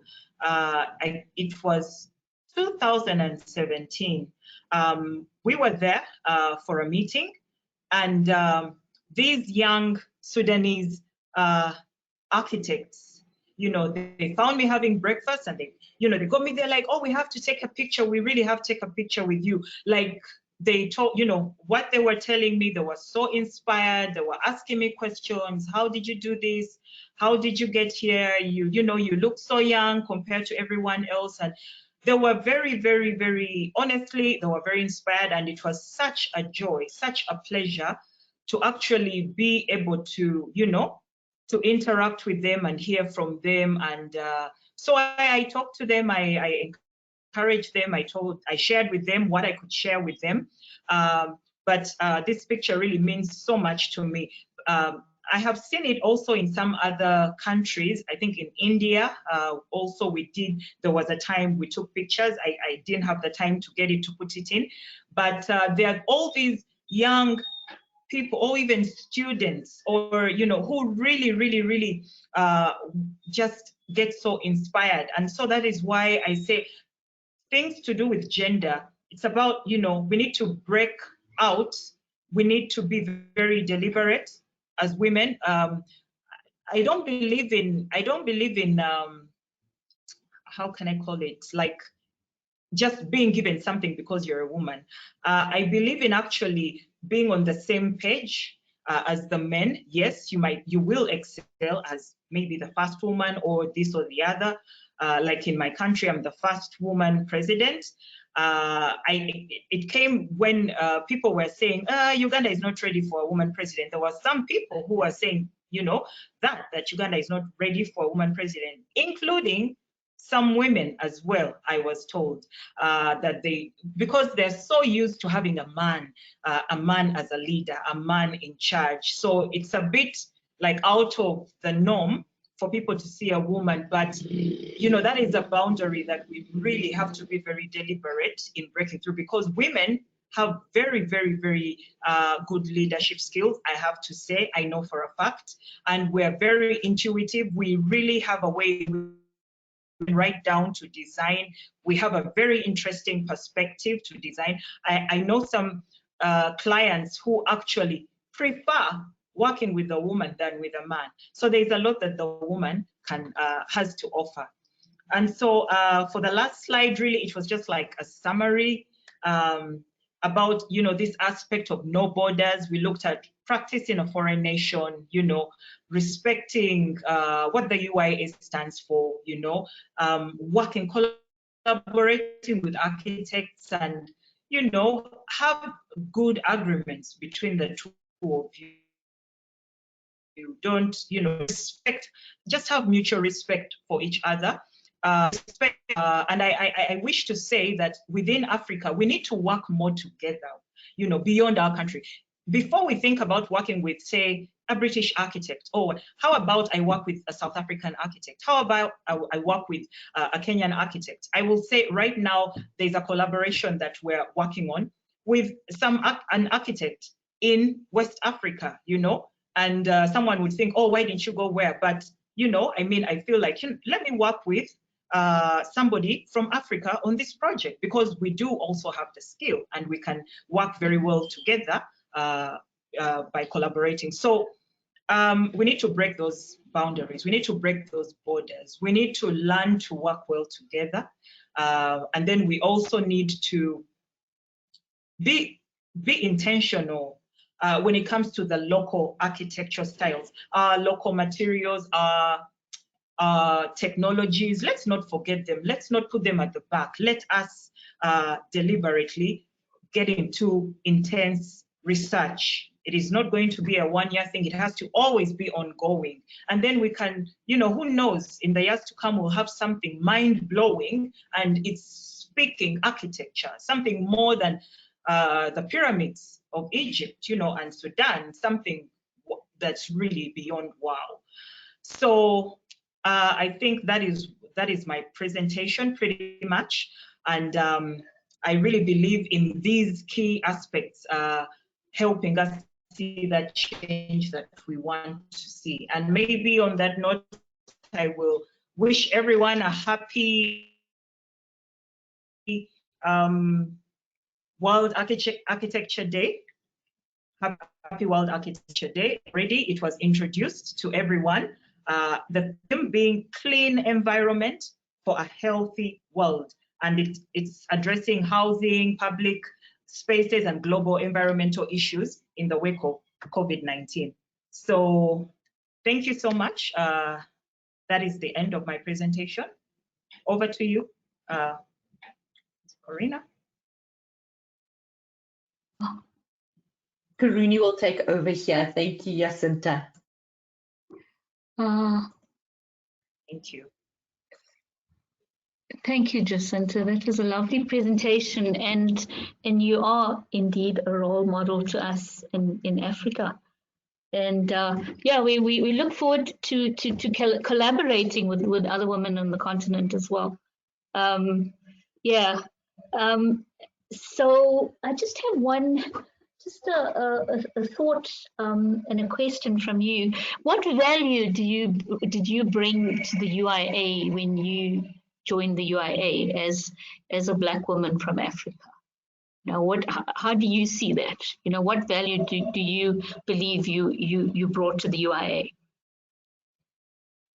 Because you're the first person that's done that. Because I'm what? Sorry. Because you're the first Black woman from Africa that has served on a UIA, or I'll be very. I'll be very honest. I do not know any Black woman who has been there.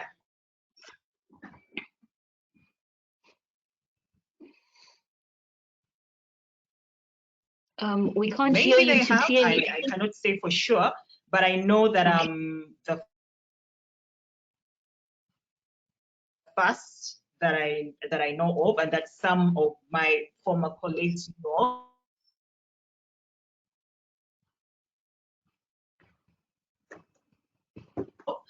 But one thing that I do know is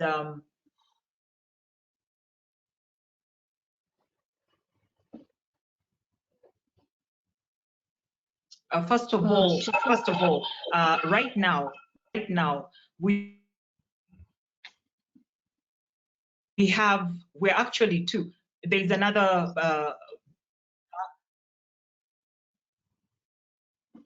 Oh. Okay, I hope you can hear me better now.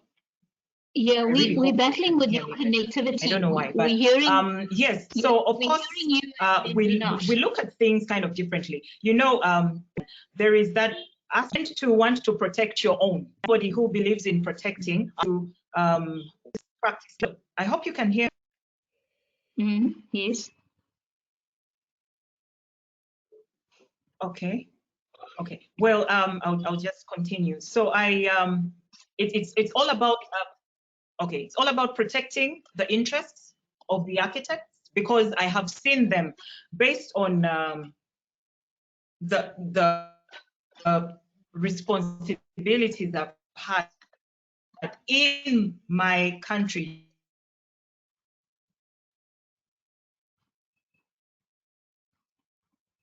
Things in the member section, Uganda Society of Architects, I got to see, of course, you identify things which are not exactly good, things which, like I said in the presentation, which happens a lot. And so at that international level, it helps a lot to bring out these issues that they need to be addressed. They need to be addressed beyond having, say, a policy in place, but being deliberate, because it takes also government intervention in those countries from which the member sections are from. So these are the kinds of things that I like to speak about, especially in this recent past, but also to just see that, this is not only for men, this is for women. Right now, actually, I can't say that I did this, but I can say that right now, on the UIA Council, it's a split, it's 50%, 50%. 13 women on the council, which is really remarkable. I don't think the UIA has ever had that many women architects on the council. So I believe it's also springing from the introduction of the International Women in Architecture, which I presented about, which is very deliberate in this regard. I know for a fact that people are always inspired. I know people reach out to me and they ask, I'd like to do this, I'd like to do that, you know, not just from Uganda, by the way. This is all over Africa, not only the women, but even the men. You find people getting in touch and just asking, you know, how do you do this? How do you do that? And you find that actually you lift people up because many times people are so cocooned and they think, you know, their office is the only place anything will happen and, you know, there's nothing more to life. But actually, there's so much more to life, and it's really good to, you know, to step outside the box. So that's what I can say.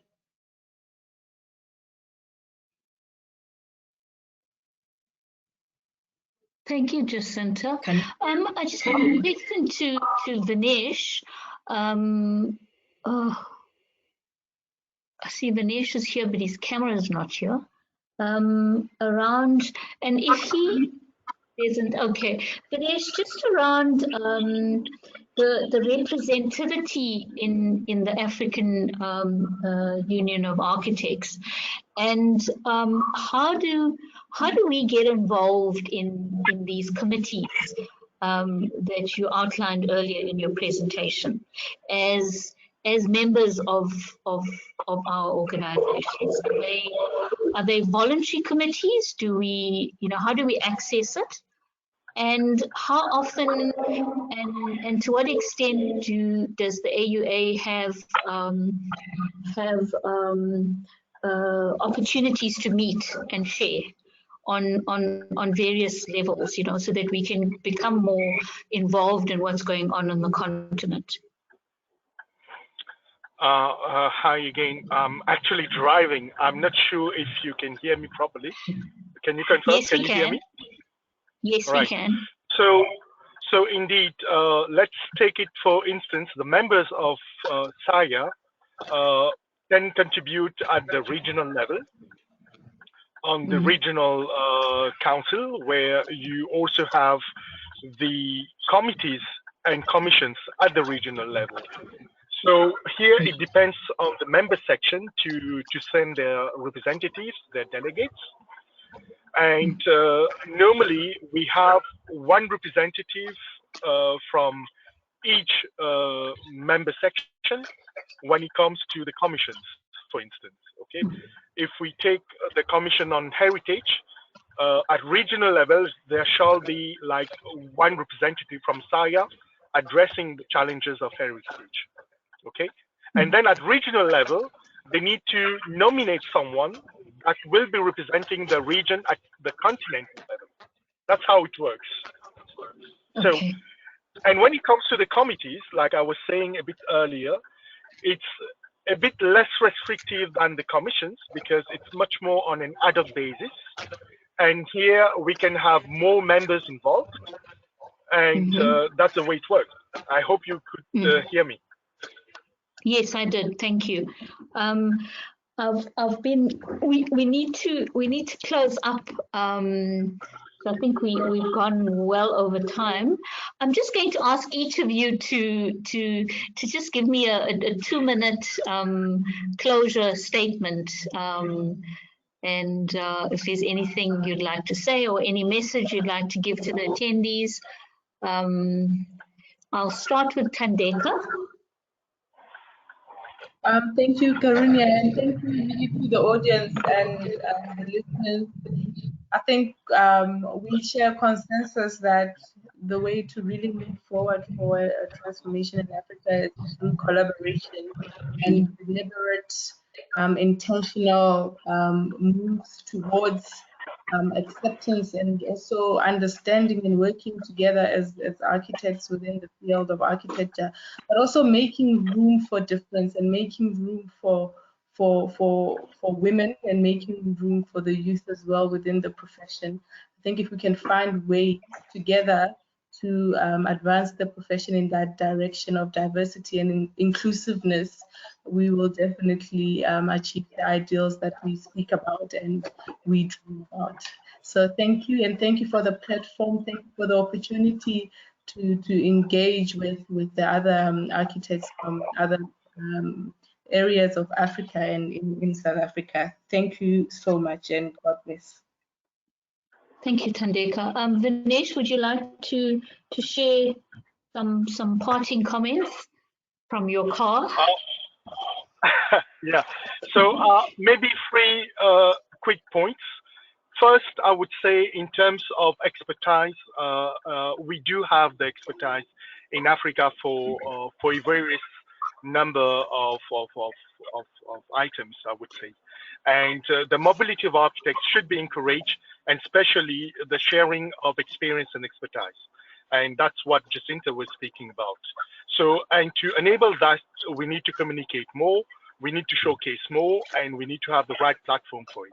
And I believe that the AUA is one of the platforms that we can make use of to showcase first. The second point that I want to highlight is, for instance, when we talk about sharing, we have CPD programs. It relates to training, empowerment. And the problem is, in some countries, we do have very good CPD programs, while in others, there is none. And I believe that we can have, again, a kind of mutualization. And for instance, if in north part of Africa, there is a CPD, why can't South African architects participate in those CPDs? So, and once again, AUA can be a bridge and can facilitate.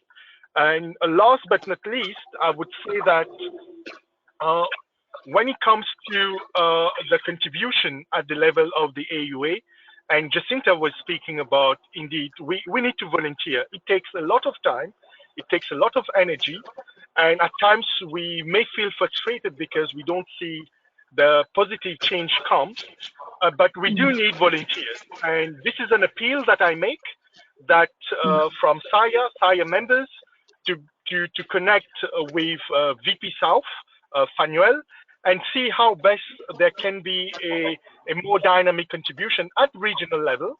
And then, of course, it can impact at the continental level, I would say. So maybe one last more point that I want to add is, we talk about borders or borderless Africa. I think we need to have an approach which is more open when it comes to languages, because languages remain a barrier. For instance, if we would be having like live translation for this very event, we could have included like the Francophone part of Africa and others as well, you see? And I believe that we are missing out a very important audience. So this is the direction that the AU is working towards, and is very keen to collaborate with SAIA and other member sections to keep on bridging the gap, like I say. So that's it for my side, and thanks again for the opportunity. Thank you, Vinesh. Thank you very much. Jacinta, your closing remarks? Karuni, I think we just need to close. There seems to be a severe delay between here and Jacinta. Yeah, I'd just like to thank everybody for attending the webinar, and my apologies for the delay in connecting and delays in waiting to be connected. And no, it's been an interesting webinar, and I think it's some of the outcomes are directing us to have conversations in South Africa as SAIA, but also to maintain these connections, and as our AUA Secretary General suggests, a call for volunteers. So I think we'll be talking to Fanuel Motsepe after this webinar to facilitate a platform for us to move forward. Thank you for your attendance. I'll just hand over to Sigendri to close, and thank you. Sorry, Karuni, apologies. I think Jacinta was trying to say something. Jacinta, can you? I think there's connectivity problems. Okay. Yeah. Sigendri, I think you should close and. May I say something quickly? Yes. Who is this? Well, with pleasure. Who Fanuel. are we? Funwell. Yes, you may. No, I just wanted to say, you know, I feel that it would be valuable to have a bit of a broader focus on the Africa Union of Architects South region, more in depth than what I presented, something that speaks closer to what Vinesh presented, just so as to give greater insight into the region and hopefully gain more appreciation for the value that it does add to the practitioners in the 7 countries. Thank you. Thank you, Funwell. We will be in touch with you for that. I'm quite keen to get involved in it and to get involved in what's going on regarding women and gender on the continent as well. I'm particularly interested in that myself. Sigendri, Funwell? No, I was going to say Jacinta would and the SG would be probably the first to tell how I've been championing what the AUA finally has adopted and has been working on, which is a focused committee on gender and in particular women in the profession. Yes. Thank you. Yes. Thank you, Funwell. Thank you for that. Okay, that's it. Sigendri? Karina, is there anything else we need to do? It's a lot of connectivity problems. Sigendri, over to you. It's a national problem. Sigendri, if you can just let everybody know regarding the certificates, and then we can close. Thank you. Okay, I think Karina, maybe you should deal with the certificates. I'm not sure how what exactly the process is there, but just in closing, just to say that was extremely informative, highly educational. There was information presented that I was absolutely ignorant about before this webinar. So thank you very much for this webinar. And I'd just like to say that we've had, at one point, it was about 135 attendees. So thank you all for attending the webinar. We have one more webinar in the series to look forward to this year, and that will be on the 2nd of December. And it is titled Practicing. So please diarize as we look forward to your participation again. We give a very special thank you to our sponsor, Sapphire Steel, for helping SAIA make this webinar possible. And we also thank, of course, our panelists, our facilitator, our special guest, and the team working behind the scenes. Thank you so much. And we really hope you all enjoyed it. There's a quick question survey, which we'd like you to answer at the end of the webinar, please. So if you could just give a little bit more of your time to attend to that. Many thanks. And again, we hope to see you next time.